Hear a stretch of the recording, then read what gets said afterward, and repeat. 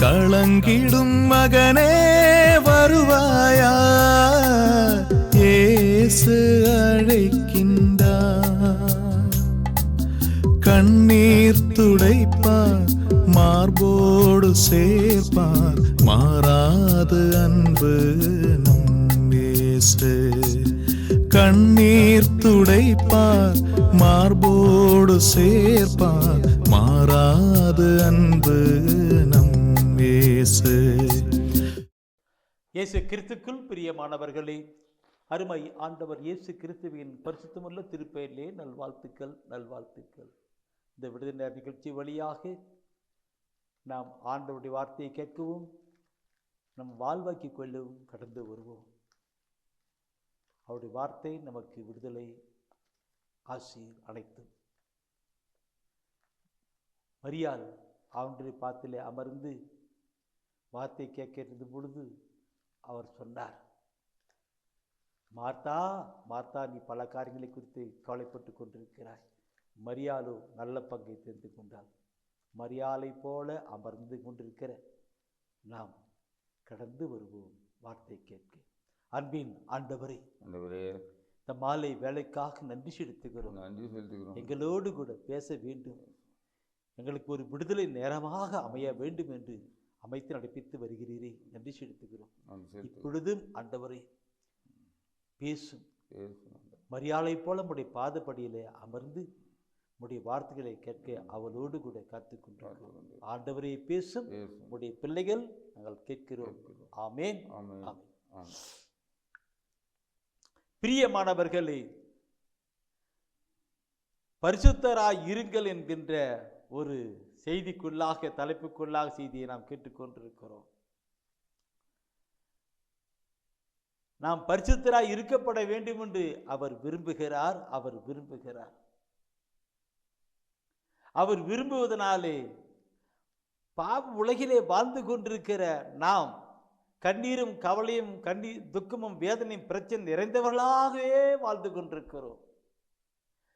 இதை பார்த்து அவரால் ஒன்றும் செய்ய முடியவில்லை. அதனால்தான் தன் ஒரே மகனை நமக்காக அனுப்பினார். பாவ பரிகார பலியாக அனுப்பினார்.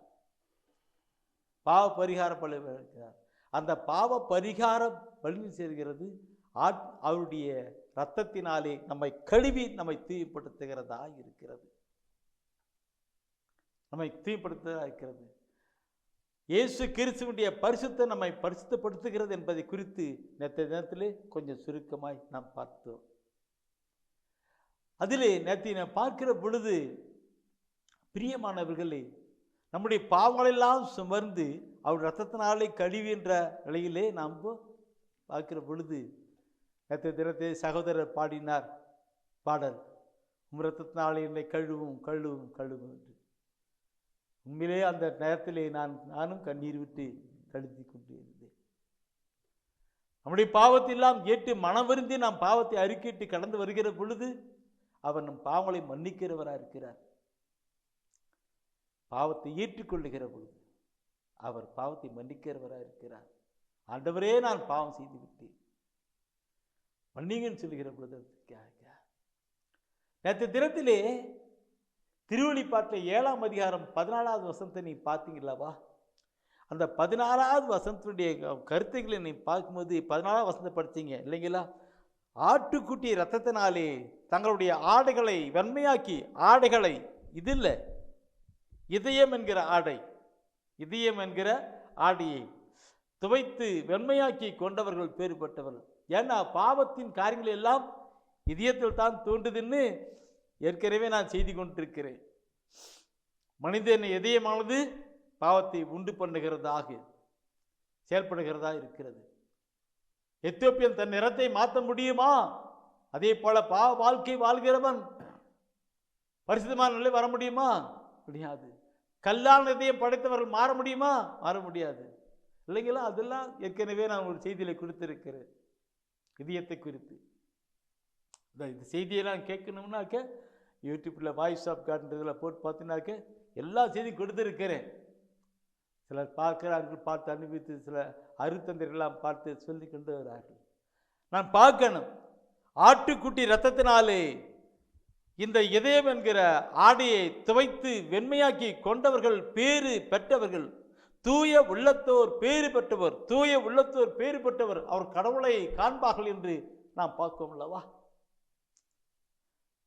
அந்த திருவெளிப்பாட்டில் 7ஆம் அதிகாரத்தில் 14ஆம் வசனத்தை படிச்சிங்க தானே, அது கீழே நாம் பார்க்கிற பொழுது அருமையான ஒரு வார்த்தை இருக்கும்.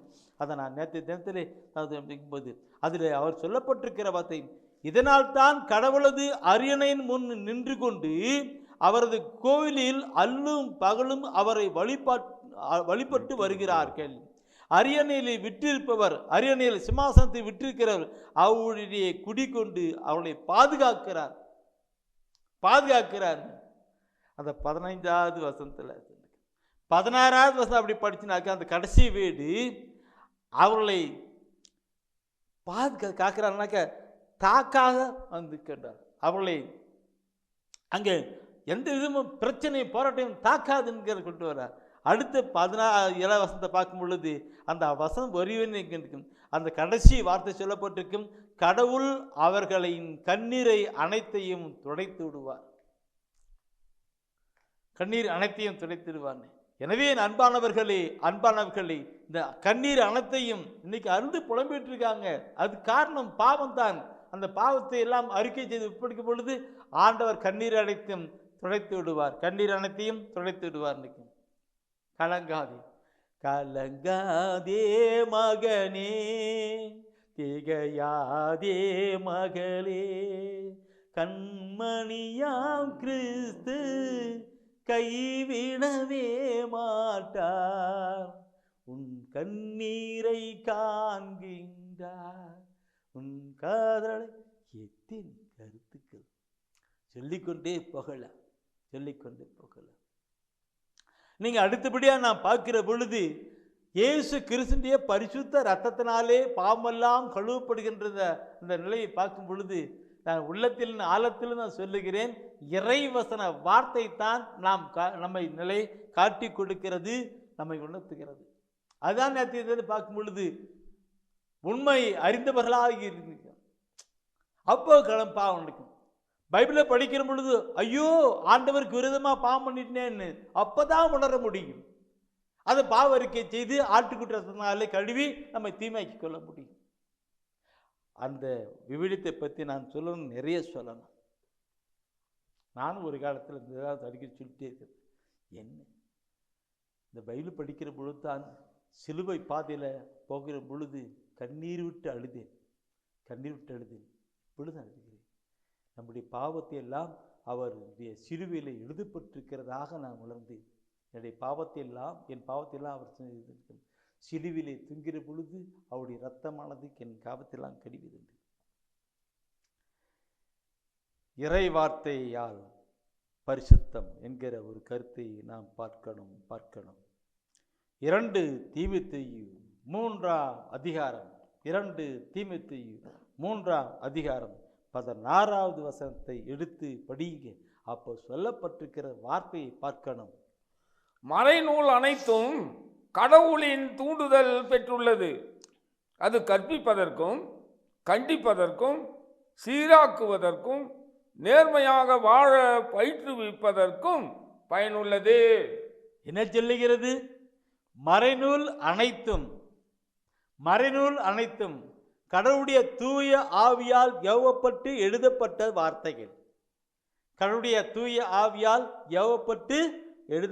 வார்த்தைகள். இந்த வார்த்தைகள் எதற்காகன்னு 4 பாயிண்ட் சொல்லி கொடுக்கிறார் புனித பவுல். அங்க பார்க்கணும், 4 பாயிண்ட் சொல்லிக்கிறார். 1 கற்பிப்பதற்கும், 2வது கண்டிப்பதற்கும், 3வது சீர் ஆக்குவதற்கும், 4வது நேர்மையாக வாழ பயிற்சி கொடுங்க. இதை மாத்திரம், இந்த 4 பாயிண்ட் மாத்திரம் சொன்னா நிறைய நேரம் சொல்லணும். கற்பிப்பதற்கு, கண்டிப்பதற்கு, சீர் ஆக்குவதற்கு, நேர்மையாக வாழ பயிற்றுக்குமே கொடுக்கப்படுகிறது.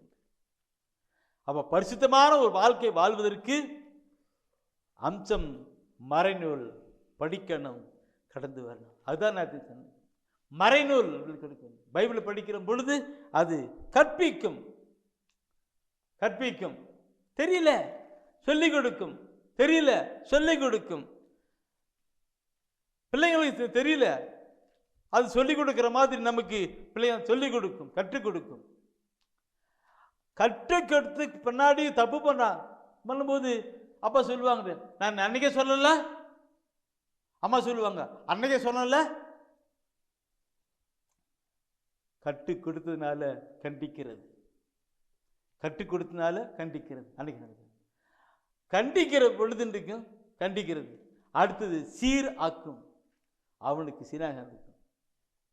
அடுத்தது நேர்மையாக பரிசுத்தமாக வாழ பயிற்றுவிக்கிறது கொடுக்கப்படுகிறது. தயவு செய்து இந்த நாளிலே ஒரு கொஞ்ச நேரம் அமர்ந்து வசன வார்த்தைகளை சிந்தித்து பாருங்கள், எத்தனை அருமையாக இருக்கிறது. ஆனால் நம்முடைய மக்கள் எடுக்கலையே, படிக்கலையே. எப்படி கற்பிக்கும், எப்படி கண்டிக்கும், எப்படி சீராக்கும், எப்படி நேர்மையாக பரிசுத்தமாக வாழ கொண்டு வரும் இல்லைங்களா? பார்க்கணும். சரி, அப்படி ஒரு பரிசுத்தமான வாழ்க்கை வாழ்க்கும் பொழுது தான் யோவானில் சொல்கிறதான்படி அந்த யோவானிலே பார்க்கும் பொழுது இயேசு ஆண்டவர் சொல்வார். இயேசு ஆண்டவர் அந்த 17ஆம் அதிகாரத்தில் பார்க்கும் பொழுது இயேசு ஆண்டவர் ஜெபிக்கிற ஜெபத்தை சொல்லப்பட்டிருக்கும். இயேசு ஆண்டவர் ஜெபிக்கிற ஜெபத்தை அவன் சொல்லப்பட்டிருக்கும். அதில் 17வது சொல்லப்பட்டிருக்கும், உண்மையினால் அவர்களை உமக்கு அர்ப்பணமாக்கியிருளும், உம்முடைய வார்த்தையே உண்மை. உண்மையினால் அவர்களை உமக்கு அர்ப்பணம் ஆக்கியிருளும், உம்முடைய வார்த்தையே உண்மை என்று சொல்லப்பட்டிருக்கும். அப்படி இப்படி நிற்கும்.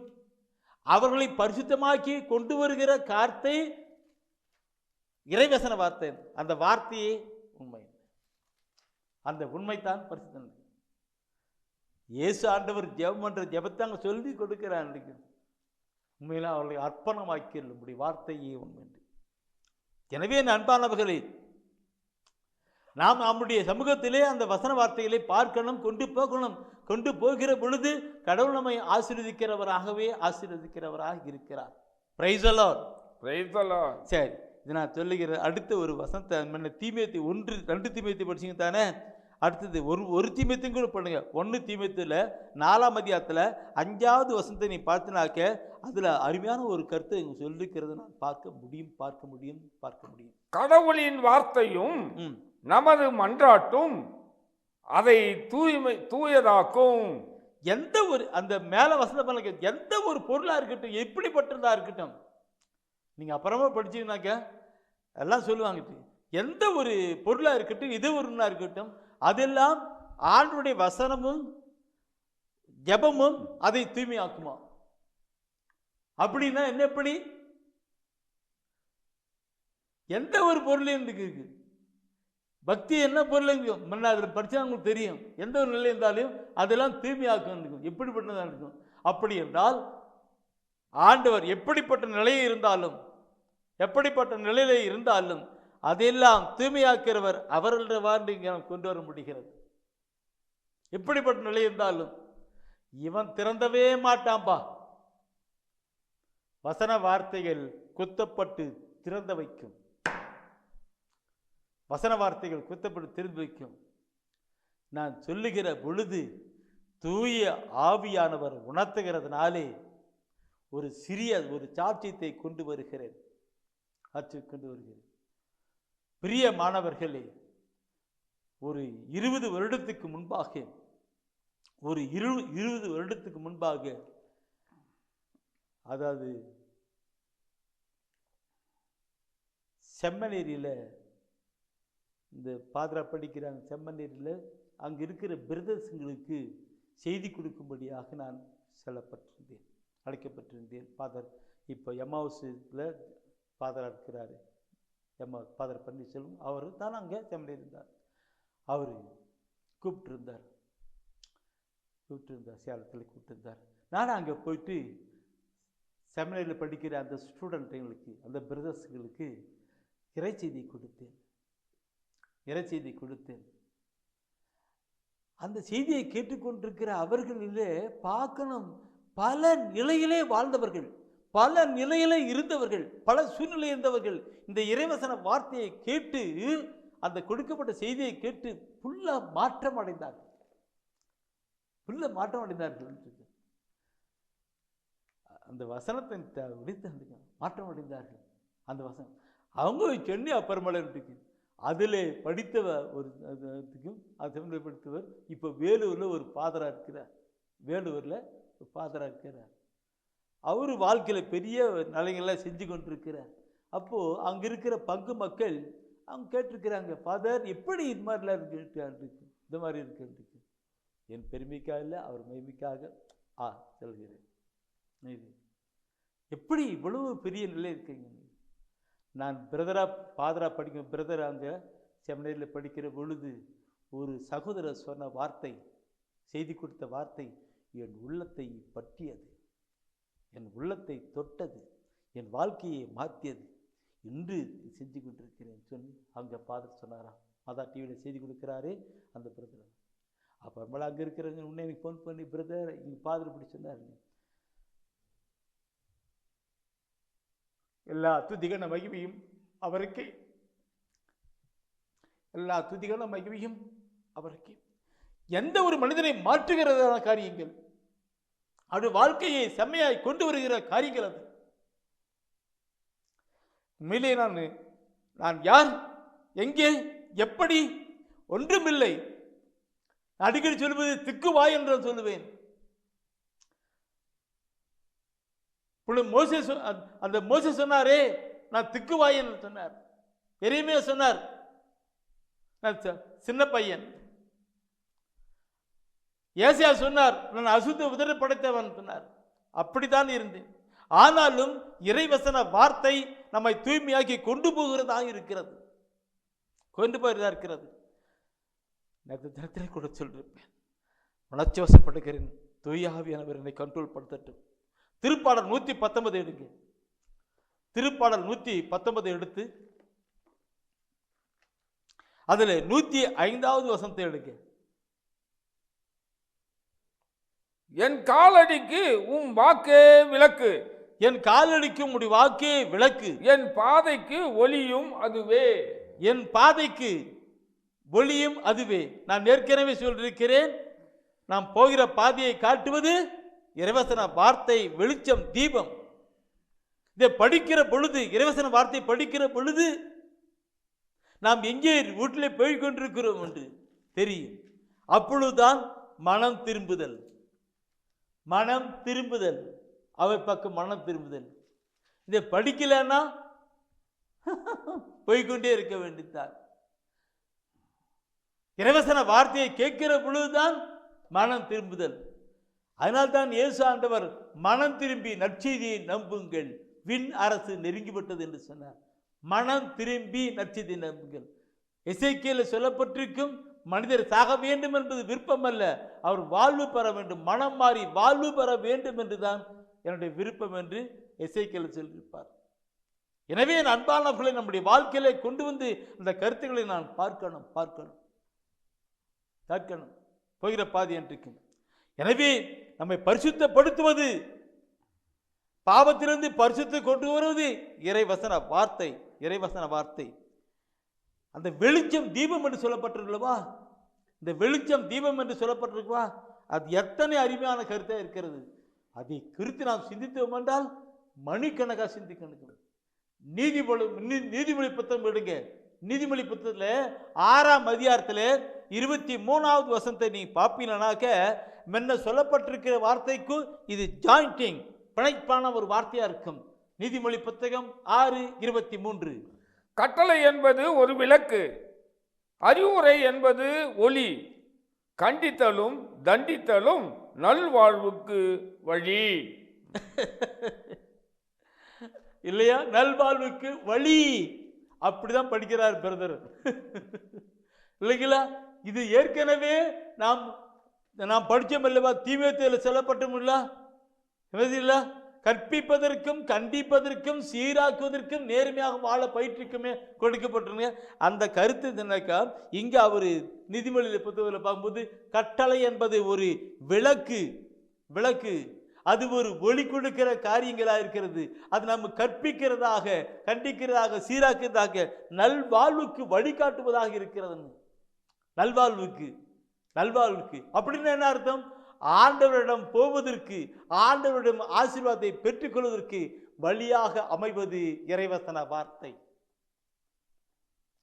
இறைவசன வார்த்தை நம்மை பரிசுத்தப்படுத்தி அவரிடம் போக வைத்து அவருடைய ஆசீர்வாதத்தை எல்லாம் உறிஞ்சி எடுத்துக்கொள்வதற்கு இறைவசன வார்த்தை தான். என் அன்பானவர்களை சொல்லுகிற பொழுது எப்படி இருக்கும் பார்க்கணும். இந்த இறைவசன வார்த்தைன்னு சொல்லுகிற பொழுது நிறைய சொல்ல இருக்கும். ஆனாட்டுக்கு நான் சொல்லிக்கொண்டு பார்க்கணும். இன்னைக்கு நம்முடைய குடும்பத்திலே பார்க்கிற பொழுது அப்படிப்பட்ட நிலை இல்லை. நான் சொல்ல இறைவசன வார்த்தை எடுக்கிறீங்க, படிக்கிறீங்க, குறிக்கிறீங்க. ஆண்டவருக்கு நன்றி, ஆண்டவருக்கு நன்றி. இப்போ நான் சொல்றது குடும்பத்தை பற்றி சொல்லிட்டு வரேன். எப்படில இணைச்சட்ட புத்தகம் எடுங்க. இணைச்சட்டம் நானும் எடுக்கிறேன். இணைச்சட்டத்தில் எடுத்து நீங்க 6ஆம் அதிகாரத்தில் அங்க சொல்லப்படுகிற வார்த்தை எப்படி சொல்லப்பட்டிருக்கிற பார்க்கணும். இனச்சட்டம் 6ஆம் அதிகாரத்தை எடுங்க. அந்த 6ஆம் அதிகாரத்தில் படிக்கும் பொழுது அங்க அப்பா அம்மாவுக்கு ஃபர்ஸ்ட் பாயிண்ட், அடுத்தது பிள்ளைகளுக்கு கொடுக்கப்பட்டது பாயிண்ட் இருக்கும். அதுல பார்க்கணும் இருக்கு. 6ஆம் அதிகாரத்தில் சொல்லப்படுகிற 6வது வசனம் என்ன சொல்லுகிறது? இன்று நான் உனக்கு கட்டளையிடும் இவ்வார்த்தைகள் உன் உள்ளத்தில் இருக்கட்டும். இன்று கட்டளையிடுகின்ற வார்த்தைகள் உன் உள்ளத்திலே இருக்கட்டும். இது அப்பா அம்மாவுக்கு சொல்லப்படுகிற வார்த்தை. இது அடுத்த வார்த்தை என்ன சொல்லுகிறது? நீ அவற்றை உன் பிள்ளைகளின் உள்ளத்தில் பதியுமாறு சொல். உன் பிள்ளைகளின் உள்ளத்திலே பதியுமாறு சொல்.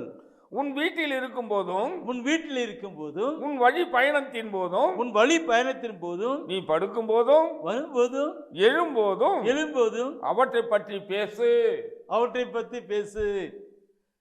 சொல்றார். எப்படி சொல்றார் இல்லைங்களா? அப்பா அம்மாவுங்க இறைவசன வார்த்தையை படிச்சு அதை உள்ளத்துல வச்சு அவங்க பரிசுத்தமான ஒரு வாழ்க்கை வாழ்றாங்க. அப்போ அதை பிள்ளைகளுக்கு சொல்றாங்க. கண்ணு, பைபிள் ஆண்டவர் இப்படி சொல்லிருக்கிறார். தம்பி, பைபிள் ஆண்டவர் என்ன சொன்னாரு? ஆண்டவர் இப்படி சொல்லிருக்கிறார். அப்படி சின்ன வயசிலே அவங்களுக்கு சொல்லி குழந்தைகள் படிக்கல இருக்கும் பொழுது, எழுகிற பொழுது 5 விளையாது 50 விளையாது, 5 விளையாது 50 விளையாது. அப்ப அவங்களுக்கு சொல்லி கொடுத்து வளர்ந்துட்டுனாக்க அந்த பிள்ளைகளை எப்படி இருப்பாங்க இல்லைங்களா? சிந்திக்கணும். இன்னைக்கு பார்த்தனா வாலிப காலகட்டத்தில் பார்க்கும் பொழுது பிள்ளைகள் எல்லாம் கெட்டு குட்டிச்சோர் ஆயிட்டு இருக்கிறாங்க. பல தரப்பட்டிருக்காங்க. ஏன்? முதல்ல அப்பா அம்மா அந்த பிள்ளைகளுக்கு சொல்லிக் கொடுக்கல. இன்னைக்கு வாலிய பிள்ளைங்களா நம்ம என்ன சொன்ன 6ஆம் அதிகாரத்தில் 6ஆம் வசனத்துக்கு அடுத்தது 7ஆம் வசனம் படிச்சிங்க. இப்போ திருப்பாடல் 119 எடுங்க. திருப்பாடல் 119 9வது வசனத்தை எடுத்து படிச்சு பாருங்க. அதுல இளைஞனுக்கு என்று சொல்கிற வார்த்தை இருக்கும். இளைஞர் தம் நடத்தையை மாசற்றதாய் காத்துக்கொள்வது எவ்வாறு? உன் வாக்கை கடைபிடிப்பதால் அன்றோ? உம்முடைய வார்த்தையை கடைபிடிப்பதால் அன்றோ? இல்லைங்களா? உம்முடைய வார்த்தையை கடைபிடிப்பதால் அன்றோ. எனவே நண்பானவர்களை பார்க்கணும். இறைவசன வார்த்தை நமக்கு வாழ்வு கொடுக்கிறதாய், விடுதலை கொடுக்கிறதா, ஆசீர்வதிக்கும். பரிசுத்தமான இறைவசன வார்த்தை பரிசுத்தப்படுத்துகிறதா இருக்கிறது. நேற்று தினத்திலே பார்த்தோம், இயேசுவின் ரத்தம் நம்மை கழுவி தூய்மைப்படுத்துகிறது பார்த்தோம். இந்த நாளிலே இறைவசன வார்த்தை நம்மை தூய்மைப்படுத்துகிறதா, பரிசுத்தப்படுத்துகிறதா இருக்கு. எனவே தான் தம்பிக்கு சொன்னேன். அந்த நேற்று அன்னைக்கு கேட்டால் தம்பி பிரதர், நான் தியானத்தெல்லாம் போயிட்டு வந்தேன் ஆனால் பரிசுத்தமாக நினைக்கும். தம்பி, முதலாவது இப்படிப்பட்ட நபர்களாக அவுட் பண்ணு. அடுத்தது நீ செய்ய வேண்டியது தவறாம பைபிளை படி, இறைவசன வார்த்தையை படி. 2வது நிலையில அப்பா அந்த தம்பிக்கு சொல்லி கொடுத்தும் போது அவன் தம்பியை கடந்து போனான் இருக்கு. இறைவசன வார்த்தையை படிக்கிற பொழுது அது நமக்கு ஒளியாக, வெளிச்சமாக, தீபமாக இருந்து நம்மை நல்வழிப்படுத்தும், கற்பிப்பதற்கும் கண்டிப்பதற்கும் இருக்கும். அது வாழ்வழிக்கிறதாக இருக்கிறது. அப்போ நம்மை அவர் தூயராய் இருப்பது போல நாமும் தூயராய் இருக்க அவரே நம்மை தூய்மையாக்குகிறார், பரிசுத்தப்படுத்துகிறார். அது எப்படி என்பதைத்தான் கடந்த நாட்களில் நாம் சிந்தித்து வந்தோம். முதலாவது, அவருடைய பரிசுத்த ரத்னா நம்முடைய பாவத்தெல்லாம் கழுவி நம்மை தூய்மைப்படுத்துகிறார் என்று பார்த்தோம். இயேசு கிறிஸ்து அவருடைய பரிசுத்த ரத்னால் கழுவி நம்மை தூய்மைப்படுத்துகிறார் என்று. அடுத்தபடியாக நாம் பார்த்தோம், ஆண்டவருடைய வார்த்தை நமக்கு தூய்மைப்படுத்துகிறது என்று. ஆண்டவருடைய வார்த்தை நமக்கு தூய்மைப்படுத்துகிறது என்று. போகிற பாதையை காட்டி நம்மை திரும்பலாட்டம் செய்து நம்மை பரிசுத்தப்படுத்துகிறது என்று இறைவசன வார்த்தை எப்படியெல்லாம் சொல்லியிருக்கிறது பார்த்தோம். இந்த நாளிலே தூய ஆவியானவர் எப்படி நம்மை பரிசுத்தப்படுத்துகிறார் என்பதையும் நாம் சிந்திக்க இருக்கிறோம். இந்த தூய ஆவியானவர் நம்மை எவ்வாறு நம்மை தூய்மைப்படுத்துகிறார், பரிசுத்தப்படுத்துகிறார் என்று பார்க்கிற பொழுது மிக மிக முக்கியமான ஒரு நிலைக்குள்ளே போய் கொண்டிருக்கிறது. ஏனெனில் இயேசு ஆண்டவர் சொன்னார், என்றும் எப்பொழுதும் உங்களோடு கொண்டு இருக்கும்படி என்று சொன்னார். என்றும் எப்பொழுதும் உங்களோடு கொண்டு இருக்கும்படி. அந்த ஆவியானவர் தானே நாம் என்றும் எப்பொழுதும் பரிசுத்தராய் இருக்கும்படியாக நடப்பித்துக் கொண்டு போகிறவராய் இருக்கிறார். என்றும் எப்பொழுதும் பரிசுத்தராய் இருக்க நடப்பித்துக் கொண்டு இருக்கிறார். இதை சிந்திக்கிற பொழுது நாம் நம்முடைய வாழ்க்கையிலே எப்படி வாழ்ந்து செயல்பட்டு கொண்டிருக்கிறோம் இல்லைங்களா? எப்படி செயல்பட்டு கொண்டிருக்கிறோம்? இன்னைக்கு அநேக மக்கள் பரிசுத்த ஆவியானவரை குறித்து அதிகமாக அறிந்து கொள்ளப்படவில்லை. அதற்கு புறம்பாகவே வாழ்ந்து கொண்டிருக்கிற மக்களாக வாழ்ந்து கொண்டிருக்கிறோம். இறைவசன வார்த்தைகளை படிக்கிற பொழுது உண்மையாகவே அதில் ஆண்டவர் எப்படியெல்லாம் சொல்லியிருக்கிறார் பார்க்கணும். தூய ஆவியானவரின் நிலை கண்டு பார்க்கணும். பிரியமானவர்களே, மத்தேயு 12ஆம் அதிகாரம் 31ஆம் வசனத்திலே பார்க்கிற பொழுது இதை நான் ஏன் சொல்லுகிறேன் என்றால், நம்முடைய வாழ்க்கையிலே சிந்தித்து பார்க்கப்பட வேண்டும், நம்ம மாற்ற வேண்டும். அன்னைக்கு அந்த சகோதரன் ஆண்டவரை நான் எப்படி பரிசுத்தமாக வாழ வேண்டும் சொல்லி கேட்கிற பொழுது தான் இந்த செய்தியை தூய ஆவியானவர் கொடுக்கும்படி செய்தார். பரிசுத்தமாக வாழ்வது எப்படி, பரிசுத்த ஆகியிருங்கள் எப்படி. இதை பார்க்கிற பொழுது நான் சொன்ன பார்க்கணும், சொல்லுகிற ஒவ்வொரு வசன வார்த்தைகளும் நமக்கு சொல்லப்படுகிற வார்த்தை. தூய ஆவியானவர் நமக்கு இருக்கணும். ஆனால் நாம் நம்மளே அநேகர் அப்படியாய் வந்துக்கிட்டோம். மத்தேயு 12:31 எடுங்க. எல்லாம் பைபிள் எடுத்துருக்கிறீங்க, எல்லாம் எடுத்து படித்து பாருங்க, எப்படி சொல்லுகிறது என்று பார்க்கணும். மத்தேயு 12:31 பார்க்கிறோம். என்ன சொல்லுகிறது? நான் உங்களுக்கு சொல்கிறேன், தூய ஆவிக்கு எதிரான பழிப்புரை மன்னிக்கப்படாது. மக்களுடைய மற்ற பாவங்கள், பழிப்புரைகள் அனைத்தும் மன்னிக்கப்படும். மானிட மகனுக்கு எதிராய் ஏதாவது ஒரு வார்த்தை சொல்லிவிட்டவரும் மன்னிக்கப்படுவார். ஆனால் தூய ஆவிக்கு எதிராக பேசுவோர் இம்மையிலும் மறுமையிலும் மன்னிப்பு பெறமாட்டார். எவ்வளவு உள்ளத்தின் ஆழத்திலிருந்து அப்படி சொல்லிருப்பார் பார்க்கணும். இயேசு ஆண்டவர் எப்படி சொல்லிருக்கிறார்? தூய ஆவியானவர். இதை நான் அதிகமாக சொல்ல விரும்பவில்லை, நீங்களே சிந்தித்து பாருங்கள். இன்னைக்கு நாம் பார்க்கிறோம், சில வேளையிலே சில சகோதர சகோதரிகள் அந்த ஆவிக்குரிய நிலையிலே பைபிள் எடுப்பாங்க, ஜபத்துக்கு போவாங்க, ஜப வழிபாட்டில் கலந்துக்குவாங்க. அப்படிலாம் போகிற பொழுது சில சகோதர சொல்லுவாங்க, போதுரா பரிசுத்தாவி, வருதுரா பரிசுத்தாவின்னு சொல்லுவாங்க. இதெல்லாம் அதிகமாக சொல்ல விரும்பலை.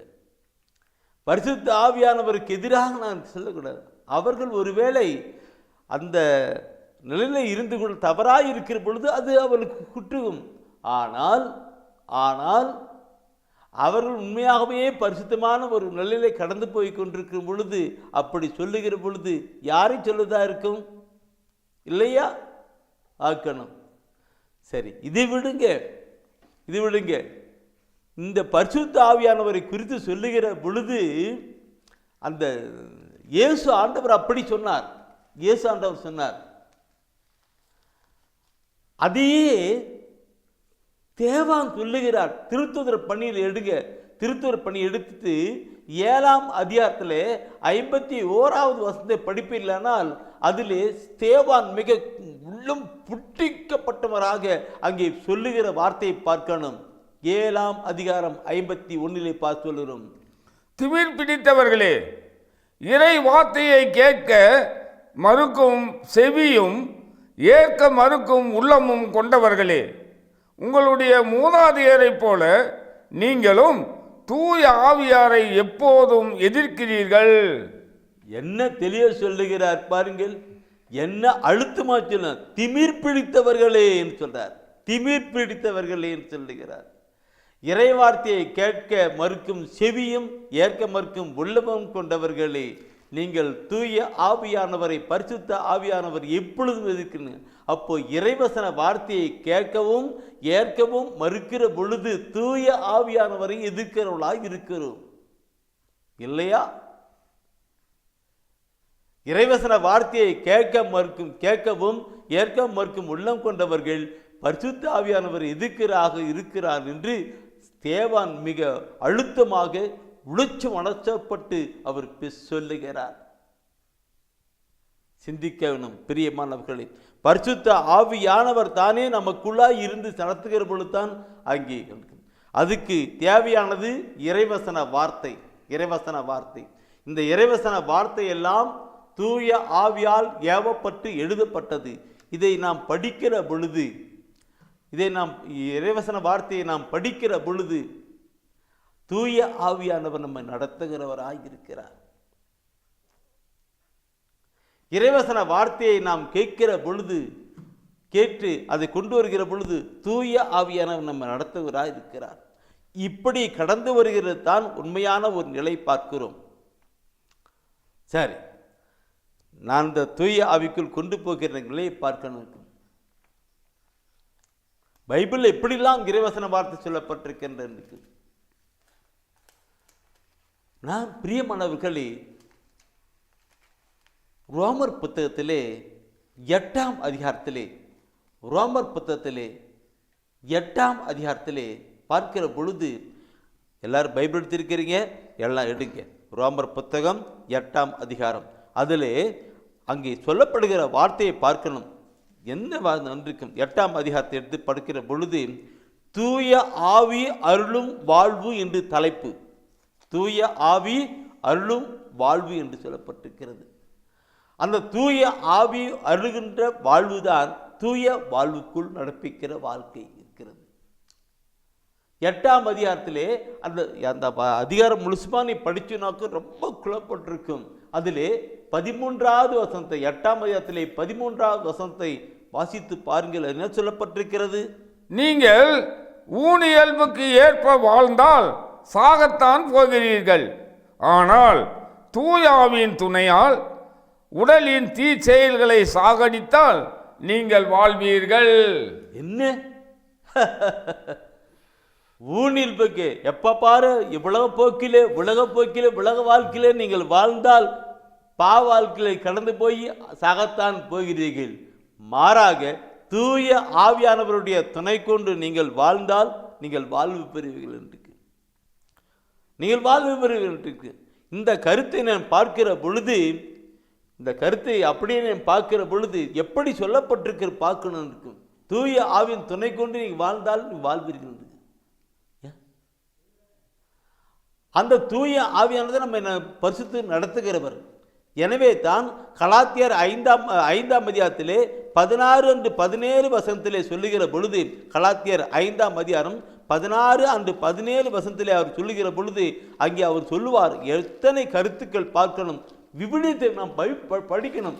தேவான் சொல்றார் இல்லைங்களா, நீங்கள் இறைவசன வார்த்தையை கேட்கவும் மறுக்கவும் இருக்கீங்க. பைபிளை படிக்கிற பொழுது, இறைவசன வார்த்தையை படிக்கிற பொழுது அது அப்படியே கொண்டு போய் காட்டுறதா இருக்கு நமக்கு.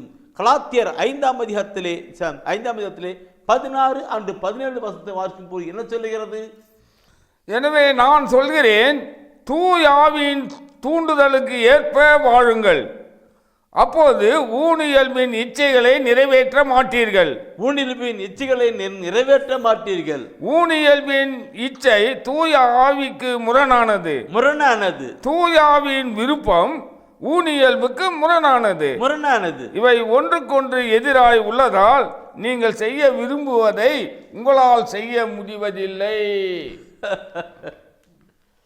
என்ன கருத்துக்கள்! சகோதரர் படிக்கிற பொழுது உணர்வோடு கூட அதை படிக்கிறார். நீ கேட்டுக்கொண்டிருக்கிற சில சகோதர சகோதரி என்னோடு சொல்லுவாங்க, இறைவசன வார்த்தையை அப்படியே கொண்டு உணர்ச்சிப்படுத்தினாங்க. சகோதரர் படித்ததை நீங்களாம் காதில் கேட்டீங்க, போர்டம் போட்டிருக்கு இல்லையா? எப்படி ஓனில் பேக்கணும்.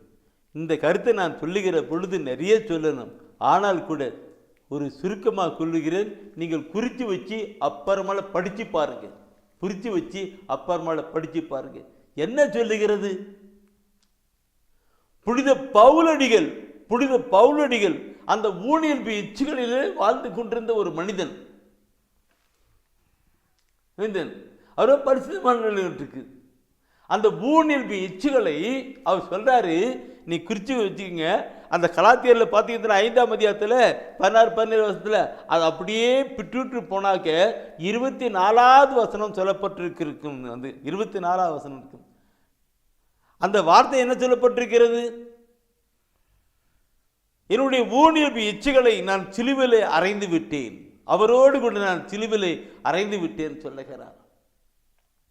ஊனியல்பு இச்சைகளை அது சிலுவிலே அறைந்து விட்டேன் சொல்லுகிறார் கலாத்தியர். அந்த ஆணியோடு கூட அடையப்பட்டு விட்டேன் சொல்லுகிறார். எனவே தான் அவர் உள் உணர்வோடு கூட சொல்லுகிற வார்த்தை அந்த கலாத்தியர் 2ஆம் அதிகாரத்திலே பார்க்கிற பொழுது அந்த 19-20 வருஷம் சொல்லி வருகிறார், நான் அவரோடு கூட சிலுவிலே அறையப்பட்டிருக்கிறேன், இனி வாழ்வது நான் அல்ல, எனக்குள் கிறிஸ்துவே வாழ்கிறார் என்று சொல்லுகிறார். Praise the Lord, praise the Lord. ஊனியல்பு இச்சைகள், இதை பற்றி நான் சொல்லினா தூயாவிக்குள் எங்கேயோ போயிட்டு நிற்கும். அவர் போயிட்டு ஊனியல்பு இச்சைகளை பார்க்கிற பொழுது அது இந்த கண்ணின் இச்சை, உடலின் இச்சை, உலகத்தின் இச்சை, இந்த 3 தான் மிக முக்கியமான பாவத்துக்குள் கொண்டு போவது என்று 1 யோவானிலே 2ஆம் அதிகாரம் 16 சொல்லிருப்பார். அந்த 3 இச்சைகளையும் அவர் சிலுவிலே அறைந்து விட்டார். ஊனியல்பு இச்சைகளை அறைந்து விட்டார். கண்ணின் இச்சை, உடலின் இச்சை, உலகத்தின் இச்சை, காலில் 3 ஆணிகளிலே 3 அணிச்சிட்டார். அதனால்தான் அவர் சொன்னார், நான் அதை அடைந்து விட்டேன், இனி வாழ்வது நான் அல்ல, கிறிஸ்துவே வாழ்கிறார் என்று. இன்று நீங்களும் நானும் நாம் ஒவ்வொருவரும் அப்படியாய் கொண்டு வரணும். அப்படி கொண்டு வருகிற பொழுதுதான் பிரியமானவர்களே, நாம் உண்மையாகவே தூய ஆவிக்குள்ளாக நடத்தப்படுகிற மக்களாக இருக்கிற பொழுது, அங்கே ரோமர் புத்தகத்தை படித்தோம் அல்லவா 8ஆம் அதிகாரத்திலே, ரோமர் புத்தகம் 8ஆம் அதிகாரத்திலே ஊனியல்பு இச்சைகளை அப்படி கொண்டு போகணும்னு சொன்னால, அப்படி இருந்தால் வாழ்ந்துக்கு அந்த 13ஆம் அதிகாரத்திலே 14வது வசனத்தை நீ பார்க்கலை என்றால் அந்த வசனத்தின் காரியங்கள் எந்த அளவுக்கு சொல்லப்பட்டிருக்கிறது, எல்லாம் இறைவசன வார்த்தை சொல்லுவாங்க. கடவுளின் ஆவியால் இயக்கப்படுகிறவர்களே கடவுளின் மக்கள். கடவுளுடைய ஆவியால் யார் இயக்கப்படுகிறார்களோ அவர்களே கடவுளுடைய மக்கள் என்று சொல்லப்பட்டிருக்கிறது. கடவுளுடைய ஆவியால் யார் இயக்கப்படுகிறார்களோ அவர்களுடைய கடவுள் மக்கள். அப்போ கடவுளுடைய ஆவியானவர் நம்ம என்ன சொன்ன பரிசுத்தத்தினால கழுவப்படுகிறது. அடுத்தது இறைவசன வார்த்தை. இந்த குள்ளாய் கொண்டு போகிறது தூய ஆவியானவர் தான், கடவுளுடைய ஆவிக்குள். இந்த 3 பரிசுத்த நிலை கொண்டு இருக்குது. அப்போதான் லேவியர் சொல்லப்பட்டபடி நான் தூயவராயிருப்பது போல நீங்களும் தூயவராயிருங்கள், நானே உன்னை தூய்மையாக்கி கடவுள். வசன வார்த்தைகள் எப்படி சொல்லியிருக்கிறது? சிந்திக்கணும் சகோதரமே, சிந்திக்கணும்.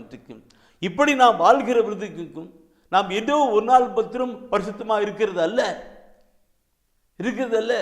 நாம் என்றும் எப்பொழுதும் பரிசுத்தமாக இருந்து வாழணும். அந்த நிலை கொண்டு வருவது தான் கடவுளுடைய ஆவியானவர். தந்தை, மகன், தூய ஆவியானவர். வார்த்தை, மனுவுரு ஆவியானவர். இந்த மூவரும் ஒரே கடவுளாய் இருக்கவினாலே நம்மை பரிசுத்திலே நடத்துகிற ஆண்டவராய் இருக்கிறார். தூய்மையை விரும்பி செயல்படுத்துகிற ஆண்டவராய் இருக்கிறார். அவருடைய பிள்ளைகளாய் இருக்கப்பட வேண்டும் என்று விரும்புகிறார். பார்க்கணும் இறைவசனம். சில சகோதர சொல்லுவாங்க, எனக்கு பெருமைக்கல்ல, அவருடைய பெருமைக்காக பிரதர் இறைவசன வார்த்தையை அப்படியே புட்டு இங்கேயும் வைக்கிறார். ஒன்றும் இல்லை, எல்லாம் அவர். நானும் ஒரு காலத்தில் இப்படிதான் வாழ்ந்து கொண்டிருந்தேன். உலக ஊனிருப்பு இச்சைகளை வாழ்ந்து கொண்டேன். புனித பவுல் சொல்வது போல இச்சைகள் எல்லாம் அதுக்குள்ள அடைச்சதினால்தான் அவர் தூயாவிக்கு நடத்திட்டு இருக்கின்றார். அன்பானவர்களே, நாம் பரிசுத்தத்தில் நடக்க, அதனால தான் வசந்த பரிசுத்தாய் கொண்டு வரேன். சொல்லணும், நிறைய சொல்லணும். பரிசுத்த அந்த பரிசுத்த ஆவியானவர், அந்த கடவுளுடைய ஆவியால் யார் இயக்கப்படுகிறார்களோ அவர்களே கடவுளுடைய மக்கள் என்று சொல்லப்பட்டிருக்கிறது. அப்படிப்பட்ட மக்கள் ஊழியர்களின் காரியங்களே போக மாட்டார்கள், தூய ஆவிக்குள் நடத்தப்படுவார்கள். அவர் என்று பார்க்கணும் இல்லைங்களா? இதை குறித்து யோவான் மிக அழகாக அப்படியே உருக்கமாக சொல்லியிருக்கிறார். யோவான் 14ஆம் அதிகாரத்திலே 16 அன்று 17 வசனத்தை நீங்கள் படித்து பாருங்கள். அதில் சொல்லப்படுவது என்ன பார்க்கின்றிருக்கும்? உங்களோடு என்றும் இருக்கும்படி மற்றொரு துணையாளரை உங்களுக்கு தருமாறு நான் தந்தையிடம் கேட்பேன். தந்தை அவரை உங்களுக்கு அருள்வார். அவரே உண்மையை வெளிப்படுத்தும் தூய ஆவியார்.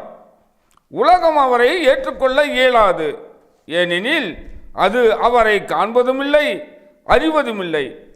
நீங்கள் அவரை அறிந்திருக்கிறீர்கள், ஏனெனில் அவர் உங்களோடு தங்கி இருக்கிறார், உங்களுக்குள்ளும் இருக்கிறார்.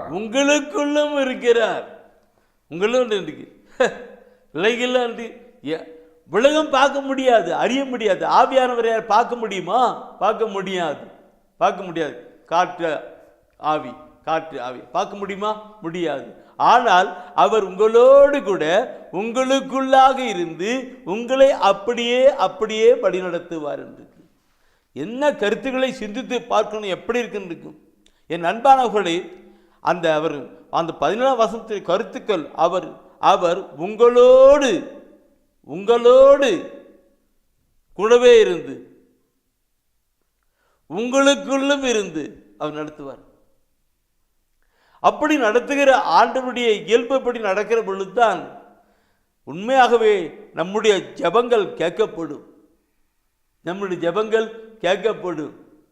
இன்னைக்கு என்னோடு கூட இருக்கிற ஆவியானவர், எனக்குள் இருக்கிற ஆவியானவர், நான் தவறு செய்கிற பொழுது, நான் பாவம் செய்கிற பொழுது சுட்டி காட்டுவார். அது சொல்லுவார், செய்யக்கூடாதுன்னு சுட்டி காட்டுவார். அப்படி நான் செஞ்சிட்டு தூய ஆவியானவருக்கு எதிராக குற்றம் புரிவர்களாக இருக்கிறோம். தூயாவிற்கு எதிராக இருக்கும். அவர் சொல்றாரு, அதை நீ பார்க்காத, அதை நீ செய்யாதே, அப்படி சொல்லாது என்று இங்க இருக்கிற தூயாவின் சொல்றாரு. ஆனா அதுக்கு மீறி நாம் செய்கிற பொழுது தூய ஆவியானவர் துக்கப்படுவார் என்று எபேசியில் சொல்லப்பட்டிருக்கும். பரிசுத்த ஆவியானுக்கு தூயானுக்கு அவருக்கு துக்கப்படுத்தாதீர்கள், தூயாவினை துக்கப்படுத்தாதீர்கள் சொல்லப்பட்டிருக்கும். அப்போ என் அன்பானவர்களை சிந்திக்க வேண்டும். அப்படி நாம் ஆள்கிற பொழுதுதான் நாம் தந்தையை நோக்கி அப்பா பிதாவே என்று கூப்பிடுகிற பொழுது நம் மண்டாட்டுகளை அப்படியே அங்கே போகும். இதை நான் சொல்லுகிற பொழுது நான் நிறைய சொல்லணும். என்ன நினைக்கும், நமக்காக தூய ஆவியானவரை பரிந்து பேசுகிறார்ங்கிற ஒரு வார்த்தையை ரோமர் 8ஆம் அதிகாரத்திலே 24 பார்க்கிறோம். தூய ஆவியானவர் பரிந்து பேசுகிறார். நான் கையை வீட்டி ஆண்டவரே என்னை ஆசீர்வதிங்க, என் குடும்பத்தை ஆசீர்வதிங்க, என் பிள்ளைகளை ஆசீர்வதிங்க நான் சொல்லுகிற பொழுது அங்கே இருக்கிற தூய ஆவியானவர் இவன் சொன்ன பேச்சை கேட்கவே இல்லை, அதை பார்க்காதறான்னா பார்த்தான்னு சொல்லிட்டு இங்கே இருக்கிற தூய ஆவியானவர் சொல்லுவார்னு வச்சுக்கிட்டுங்க. என்ன நடக்கும்? நம் ஜெபம் போகுமா?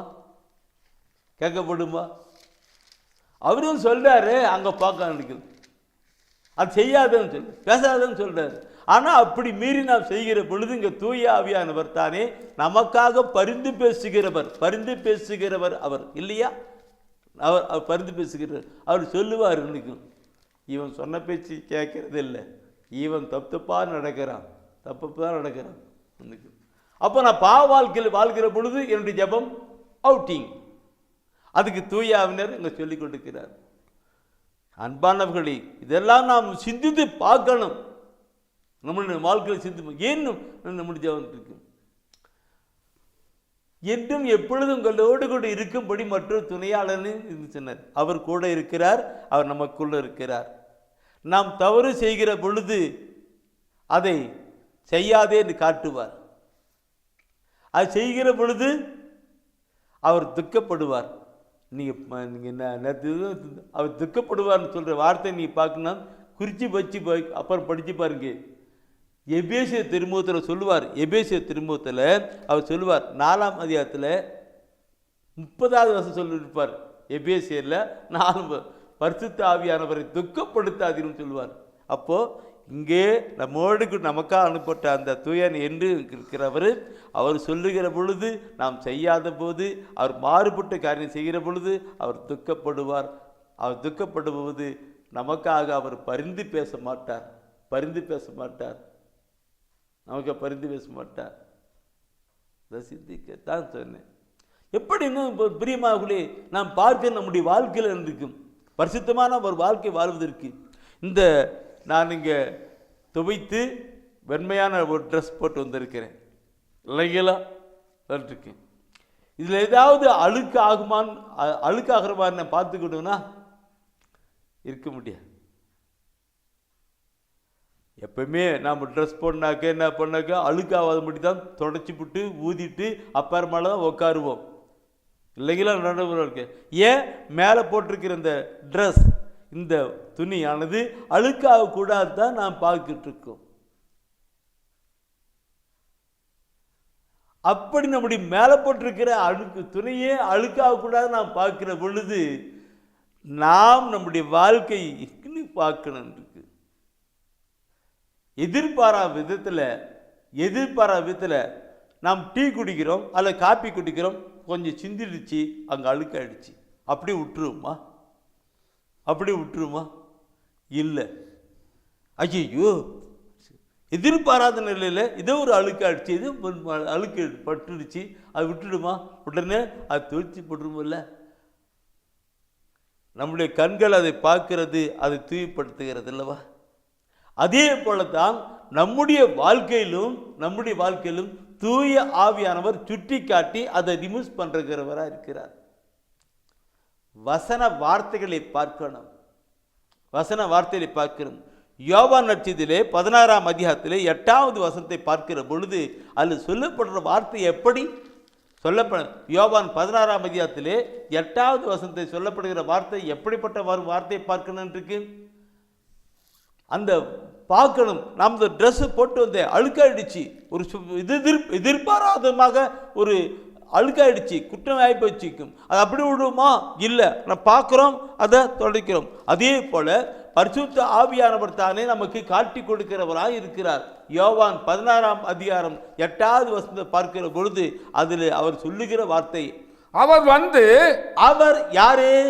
அவர் பரிசுத்த ஆவியானவர் பாவம், நீதி, தீர்ப்பு ஆகியவை பற்றி உலகினர் கொண்டுள்ள கருத்துக்கள் தவறானவை என எடுத்து காட்டுவார், சுட்டி காட்டுவார். நம்முடைய வாழ்க்கையில் அப்படின்னு சொல்லி போயிட்டு போட்டுக்கிட்டு இல்லை, சுட்டி காட்டுவார்.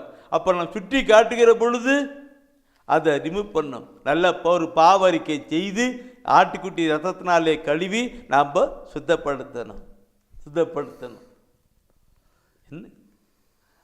ஆட்டு ரத்னால கழுவி நம்ம சித்தப்படுத்திக்கிட்டு இருந்தோம். அப்போ நம்ம ஓகே பரிசுத்தம் இல்லைங்களா? சொன்ன வார்த்தையில் ஒவ்வொன்றும் கம்பேர் பண்ணி பார்க்கணும். பிணைச்சி ஒன்று பார்க்கணும் அப்படின்னு இருக்கு. சரி, அப்படி பரிசுத்தப்படுத்தினாக்கா பரிசுத்தம் இருக்கும். அதை பற்றியும் இல்லை, நான் இன்னும் சொல்லிருக்கேன், இப்படி சொல்லிருக்கேன். இந்த ஒவ்வொரு கடவுள் நம்மை பரிசுத்தப்படுத்துகிற ஆண்டவர் சொல்றீங்களா இருக்கும். அப்பதான் அவருடைய பிள்ளைகளா இருக்க முடியும் சொல்லப்பட்டீங்களா? இந்த வார்த்தை நான் நினைக்கிற பொழுது தூய ஆண்டவர் காட்டுகிறார். எரேமியா புத்தகம் 31ஆம் அதிகாரத்திலே 33வது வசனத்தை காட்டுகிறார். எரேமியா 31:33 காட்டுகிறார். நான் வசனத்துல எல்லாம் 2 முறை சொல்றேன், ஏன்னாக்க அப்பதான் எல்லாம் பைபிள் திறப்புறீங்க, எல்லாம் குறிக்கிறீங்க, அதனால தான் 2 முறை சொல்லுகிறேன். எரேமியா 31:33 பார்க்கும் பொழுது அதிலே அங்கே சொல்லப்படுகிற வார்த்தை, அந்நாள்களுக்கு பிறகு இஸ்ராயேல் வீட்டாரோடு நான் செய்யவிருக்கும் உடன்படிக்கை இதுவே, என் சட்டத்தை அவர்கள் உள்ளத்தில் பதிப்பேன், அதை அவர்களது இதயத்தில் எழுதி வைப்பேன், நான் அவர்களின் கடவுளாய் இருப்பேன், அவர்கள் என் மக்களாய் இருப்பார்கள் என்கிறார் ஆண்டவர். நான் அவருடைய கடவுளாய் இருப்பேன், அவர்கள் என்னுடைய மக்களாய் இருப்பார்கள். நான் அவருடைய கடவுளாய் இருப்பேன், அவர்கள் என் மக்களாய் இருப்பார்கள். எப்போ? என் சட்டத்தை, என் நியமங்களை அவர்கள் இதயத்திலே அவர்கள் பதிப்பேன், எழுதுவேன். சட்டத்தை நியமங்களை எழுதுவேன், அதை பதிப்பேன். அப்பொழுது அந்த வார்த்தையின் படியாக அவர்கள் வாழ்கிற பொழுது, நடக்கிற பொழுது, செயல்படுகிற பொழுது அவர் என்னுடைய மக்களாயிருப்பார், நான் அவருடைய ஆண்டவராயிருப்பேன் சொல்றார். என்ன கருத்து இல்லைங்களா? என் சட்டத்தை நியமிக்கும். இப்போ சட்டத்தை நியமங்களை எழுதுவேன், பதிப்பேன் என்றால் எப்படி? எப்படி ஒரு நான் சொல்லுகிற பார்க்கணும். எனக்கு ஒரு ஸ்கூலில் ஒரு பார்டருக்கு வச்சுக்கிற, ஸ்கூல் வச்சுக்கல, அந்த பார்டர்னாக்க அந்த பார்டருக்கெல்லாம் கம்ப்ளீட் எல்லாம் தொடச்சிட்டு பின்னாடி தான் எழுதுறாங்க இல்லைங்களா? அது எழுதுறது மேலேயே எழுதுவாங்களாக்கும் இல்லை, அதெல்லாம் சுத்தமாக தொடச்சிட்டு பின்னாடி தான் அதில் எழுதுவாங்க. அந்த மாதிரி இந்த இதயம் என்கிற நிலையில் எல்லாம் சுத்தமாக தொடைக்கணும். தொடச்சி ஆட்டுக்குட்டியை இயேசு கிறிஸ்துவினுடைய பரிசுத்த ரத்னாலே எல்லா பாவம் எல்லாம் தொடச்சி கழுவிட்டு பின்னாடி தான் அங்கே எழுதுகிறார். வாழ்க்கையில் நல்ல ஒரு பாவரிக்கை செஞ்சு நல்ல கண்ணீரோடு மன வருத்தப்பட்டு பாவரிக்கை செய்கிற பொழுது தான் அங்கே பாவமெல்லாம் போகிற சுத்தமாக துடைக்கப்படுகிறது. அப்புறமால தான் ஆண்டவர் என் சட்டங்களை அவருடைய என் நியமங்களை அவருடைய இதயத்தில் எழுதுவேன், அதன்படி அவர்கள் தூயாவை கொண்டு வாழ்வார்கள், அப்பொழுது என் மக்களாக இருப்பார்கள், நான் அவருடைய கடவுளாக இருப்பேன் என்று சொல்லுகிறார். பார்க்கணும், இங்கே பழைய ஏற்பாட்டில் எரேமியாவுக்கு முத்திரம் சொல்லலை, புதிய ஏற்பாட்டிலே அவர் சொல்லியிருக்கிறார். நீ குறித்து வச்சு அப்புறமா படித்து இதே கருத்தை அங்கே புக்ஸில் எபிரேயர் திருமுகத்தில் அது அப்படியே சொல்லியிருக்கிறார். 10ஆம் அதிகாரத்தில் 16வது வசனத்தை பார்ப்பீர்கள், 10ஆம் அதிகாரத்தில் பார்த்தா அதையே சொல்லியிருக்கிறார். நான் இதை ஒரு நாள் எப்படி எழுதுவார்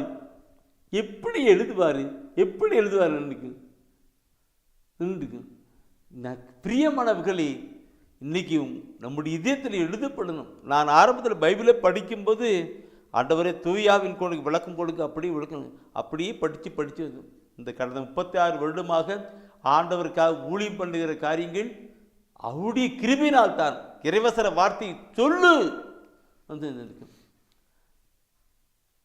இதயத்தில் எழுதப்பட்டிருக்கிறது. சில வேளை சகோதர சகோதரி கேட்பாங்க, எப்படி பிரதர் இறைவசன வார்த்தை அப்படியே இப்படி சொல்றீங்க? எல்லாம் இங்கே எழுதப்பட்டிருக்கிறது, அதை தான் உங்களுக்கு சொல்றது, அதாங்க சொல்றது எழுதப்பட்டிருக்கு, அது சொல்றது தான். 2 கொரிந்தியர் புத்தகத்தை எடுங்க, 2 கொரிந்தியர் புத்தகத்தை எடுங்க. நான் முன்ன சொன்னீங்களா, இந்த எதியம் என்கிற பலகையில்தான் நியமங்களை சட்டங்களை எழுதியிருக்கிறான்னு, அதான் எடுத்து சொல்றேன்னு.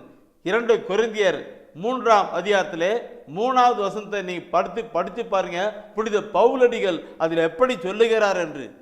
எங்கள் பணியின் வாயிலாக கிறிஸ்து எழுதிய கடிதம் நீங்களே என்பது வெளிப்படை. வெளிப்படை. அது மையினால் எழுதப்பட்டது அல்ல. மையினால் எழுதப்பட்டது அல்ல. மாறாக வாழும் கடவுளின் ஆவியால் எழுதப்பட்டது. வாழும் கடவுளுடைய ஆவியால் எழுதப்பட்டது. கற்பலகையில் அல்ல. கற்பலகையில் அல்ல. மாறாக மனித இதயமாகிய பலகையில் எழுதப்பட்டது. என்ன கருத்து? எப்படி புனித பவுல் இருக்கு? கற்பலகையில் அல்ல, மனித இதயம் என்கிற பலகையிலே, மையினால் அல்ல, வாழும் கடவுளுடைய ஆவினாலே எழுதப்பட்டது. அப்படி எழுதப்படுகிற பொழுது அவர்களுடைய மக்களாய் இருப்பார்கள். நான் அவருடைய கடவுளாய் ஆண்டவராய் இருப்பேன் என்று சொல்லுகிறார். கருத்துக்கள் இல்லையா? இல்லைங்களா? இறைவசன வார்த்தை ஆண்டவர் சொல்லுவது, அவருடைய வார்த்தை நமக்குள் இருக்கும் பொழுது நம்முடைய வாழ்க்கை பரிசுத்தம். அதுதான் யோவான் 15:3 சொல்வார், நான் கூறிய வார்த்தையால் நீங்கள் ஏற்கனவே தூயவராய் இருக்கிறீர்கள் என்று. அந்த தூய்மை இருக்கிற பொழுது, அங்கே எதிர்பார்க்கும் பொழுது நாம் மன்றாடுகிற மன்றாட்டெல்லாம் கேட்கப்பட்டதாக இருக்கும். பரிசுத்தமான ஒரு வாழ்க்கை வாழ்கிற பொழுது. அதுதான் யோவான் 15 யாராவது சொல்லுவார், நீங்கள் என்னுள்ளும் என் வார்த்தை உங்களுக்குள்ளும் நிலைத்திருந்தால் விரும்பி கேட்பதெல்லாம் அடக்கும் கொடுக்கப்படும் சொல்லுகிறார். சிந்திக்க இருக்கும். இதை பார்க்கிற பொழுது என் அன்பானவர்களை, நாம் நம்முடைய வாழ்க்கையில் தூய ஆவிக்கு பரிசுத்தமான ஒரு வாழ்க்கை வாழ்வதற்கு எப்படியெல்லாம் செய்யப்பட்டிருக்கு தந்தை உனக்கு. அடுத்த ஒரு கருத்தை நான் சொல்லுகிறேன் பிரியமாக்குள்ளி, பார்க்கணும் இருக்கு. 1 கொரிந்தியரிலே எடுங்க, நானும் எடுக்கிறேன். 1 கொரிந்தியரிலே 2ஆம் அதிகாரத்திலே 10வது வசனம். 2 கொரிந்திய இருக்குது. 2 கொரிந்தியரிலே 10ஆம் வசனம் என்ன சொல்லுகிறது? இதை கடவுள் தூய ஆவியாரின் வழியாக நமக்கு வெளிப்படுத்தினார். தூய ஆவியாரே அனைத்தையும் துருவி ஆய்கிறார், கடவுளின் ஆழ்ந்த எண்ணங்களையும் அறிகிறார். கருத்துக்களை பார்க்கணும். நம்முடைய உள்ளத்தில் இருக்கிறது இல்லைங்க. அவரு நம்ம எல்லாம் பார்க்கிறார். அவருக்கு மறைவாக இருப்பது ஒன்றுமே இல்லை. அவரே துரிந்து வைக்கிறார். நாம் சில வேலை எப்படி இப்படி மறந்துட்டு இருக்கின்றோம். இல்லை, என்றும் எப்பொழுதும் உங்களோடு கூட இருக்கிறவர், நம்மோடு கூட இருக்கிறவர்.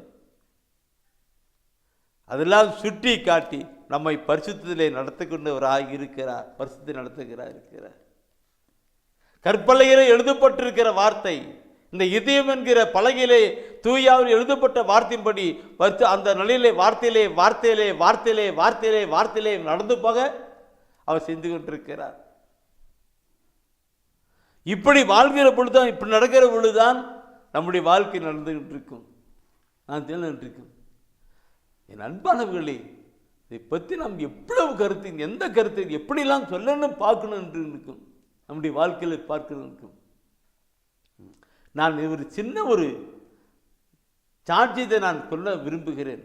இந்த சாட்சியம் சொல்லுகிட்டு பிரியமானவர்களே, எங்கள் வழிபாட்டு கூட்டத்திலே நற்செய்தி வழிபாட்டு கூட்டத்திலே ஒரு சகோதரிகள் வருவார், தவறாமல் வருவாங்க.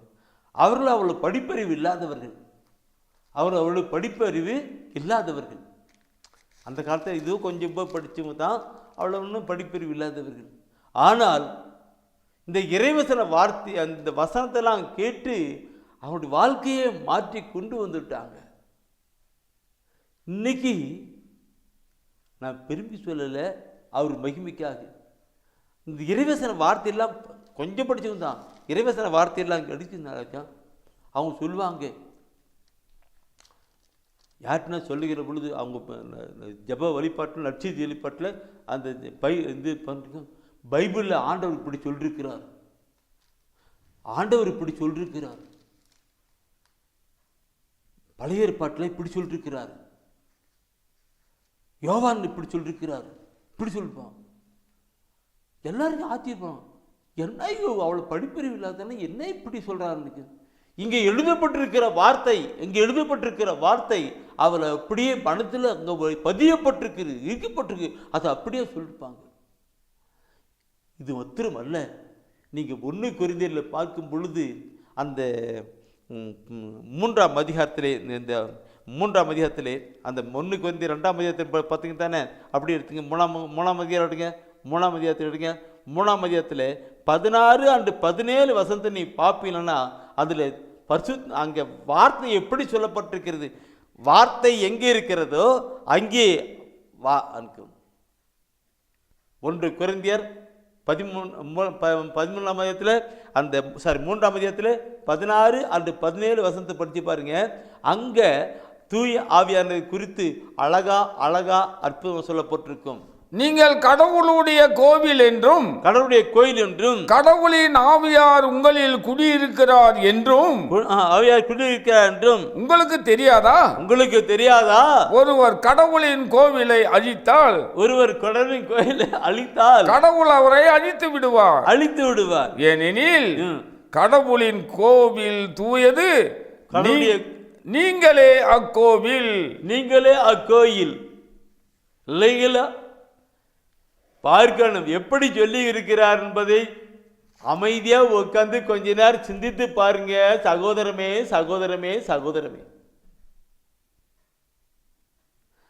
வார்த்தை மனுவுரு ஆவியான கடவுள் இந்த ஆலயத்திலே குடிக்கின்றிருக்கிறார். வார்த்தை இருக்கிற பொழுது அங்கே பரிசுத்தம்.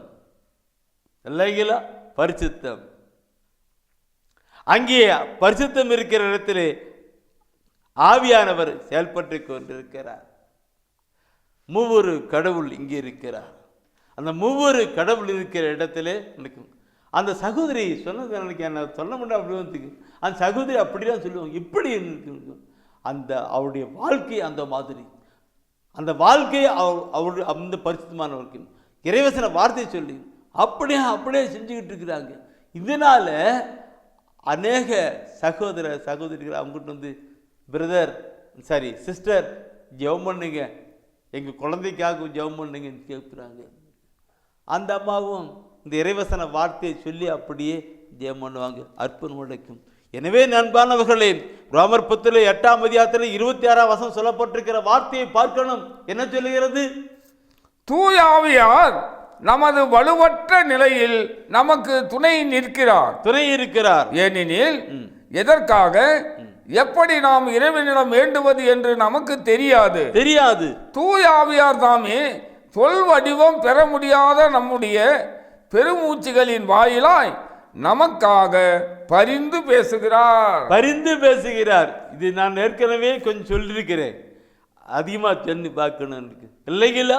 இந்த ஆவியானவர் இங்கே இருந்து நமக்காக பரிந்து பேசுகிறார். அந்த நிலை மற்றும் அந்த வசன வார்த்தைகளோடு கூட, இறைவசன வார்த்தைகளோடு கூட அவர் பரிந்து பேசுகிறார். இயேசு ஆண்டவர் கெத்தமணி தோட்டத்தில் சொன்ன ஒரு வார்த்தை இருக்கிறது. 1 மணி நேரமாவது என்னோடு கூட விழித்திருக்க உங்களால் முடியவில்லையா என்று கேட்கிறார்.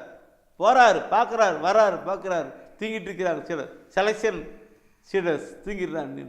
அப்போ அவர் சொல்றது, ஆவியோ ஊக்கம் உள்ளது, ஊனுடலோ வலுவற்றது, எனவே தூய ஆவியின் துணை கொண்டு ஜெபம் பண்ணுங்க.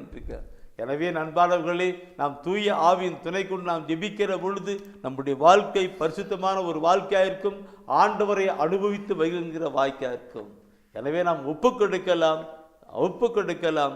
ஆண்டவர் நாளிலே அவர் பெரும் காரியங்களை செய்வார். ஜெபிப்போம்.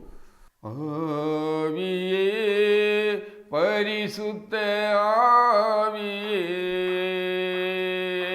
வாருமே, எங்களில் வாருமே. ஆவியே, பரிசுத்த ஆவியே, வாருமே, எங்களில் வாருமே. இருளை நீக்கி ஒளியாய் மாற நெருப்பு நாவாய் வாரும். இருளை நீக்கி ஒளியாய் மாற நெருப்பு நாவாய் மாறும். உள்ளம் மகிழ்ந்து போற்றி புகழ ஜெபத்தினாவியே மாறும். உள்ளம் மகிழ்ந்து போற்றி புகழ ஜெபத்தினாவியே வாரும். ஆவியே, பரிசுத்த ஆவியே வாருமே, எங்களில் வாருமே. ஆற்றலாலும் சக்தியாலும் எதுவும் முடியாதையா, ஆற்றலாலும் சக்தியாலும் எதுவும் முடியாதையா.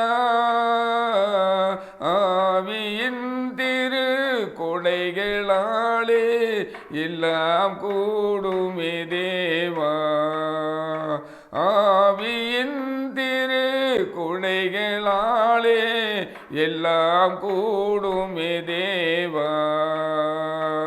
ஆவியே பரிசுத்த ஆவியே வாருமே, எங்களில் வாருமே.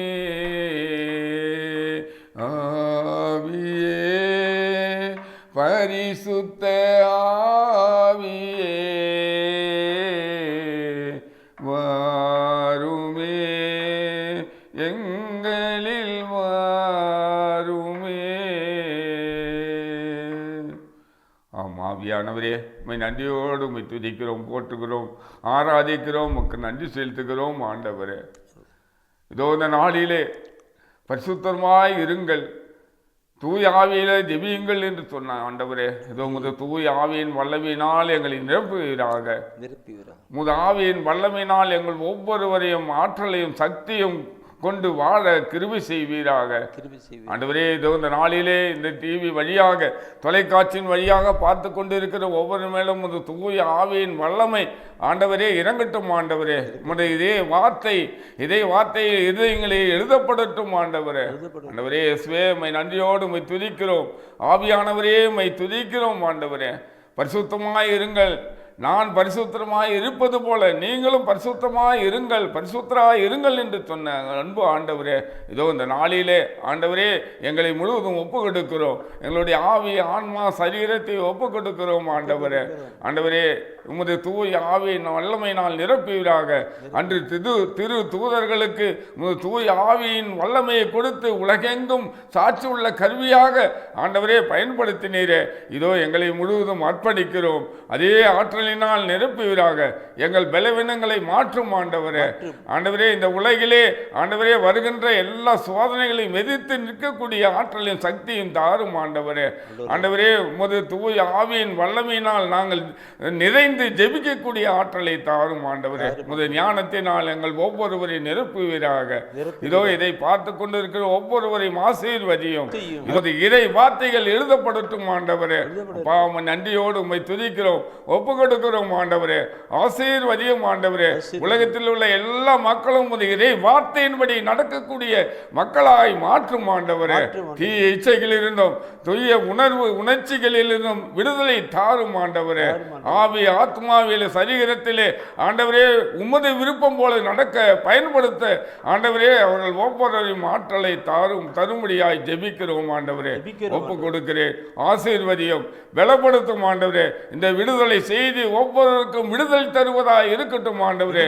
குடும்பத்திலே விடுதலை, நோயிலே விடுதலை ஆண்டவரே. பிள்ளைகள், வாலிப பிள்ளைகள் தீய இச்சையிலிருந்து விடுதலை ஆண்டவரே. அனைத்து விடுதலையும் ஆண்டவரே இறை வார்த்தையின் வழியாக, உமது தூய ஆவியின் வல்லமையின் வழியாக ஒவ்வொருவருக்கும் தாரும் ஆண்டவரே. ஒப்பு கொடுக்கிறேன். குடும்பத்தை ஆசீர்வதியும், நோயாளிகளை ஆசீர்வதியும், நோயாளிகளை குணப்படுத்தும் ஆண்டவரே. ஒப்பு கொடுக்கிறோம். தொழில்களை ஆசீர்வதியும், அவர்கள் செய்கின்ற எல்லா தொழில்களிலும் ஆண்டவரே உமது விருப்பத்தின்படி நடக்க கிருபை தாரும் ஆண்டவரே. ஆசீர்வதிப்பதற்காக உமக்கு நன்றி ஆண்டவரே. எல்லோரையும் உடைய தூய ஆவியின் வழியில் நடத்துவதற்காக நன்றி. தூய ஆவியின் துணை கொண்டு ஜெபிக்கின்ற வல்லமை தருவதற்காக உமக்கு நன்றி செலுத்துகிறோம். எங்கள் அருமை இயேசுவின் ஈடு இணையற்ற அற்புத பெயரிலே ஜெபிக்கிறோம் எங்கள் நல்ல பிதாவே. ஆமேன், ஆமேன், ஆமேன்.